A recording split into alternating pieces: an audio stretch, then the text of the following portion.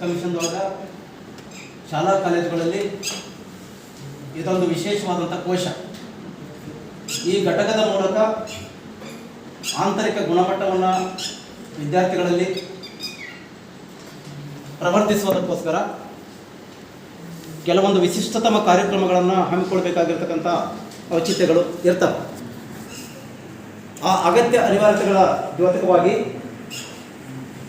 ನಮ್ಮ ಕಾಲೇಜಿನ ಆಂತರಿಕ ಪ್ರವೇಶಕೋಶ ಸಕ್ರಿಯವಾಗಿ ಅನೇಕ ಕಾರ್ಯಕ್ರಮಗಳನ್ನು ಹಮ್ಮಿಕೊಂಡು ಬರ್ತಾ ಇರ್ತಾರೆ. ಆ ಮೂಲಕವಾಗಿ ಅನೇಕ ಕಾರ್ಯಕ್ರಮಗಳನ್ನು ನಾವು ಹಾಕ್ಕೊಂಡಿದ್ದೀವಿ. ಈ ಹಿಂದೆ ಹೆಲ್ತ್ ಕ್ಯಾಂಪನ್ನು ಆಯೋಜನೆ ಮಾಡಿಕೊಂಡಿದ್ವಿ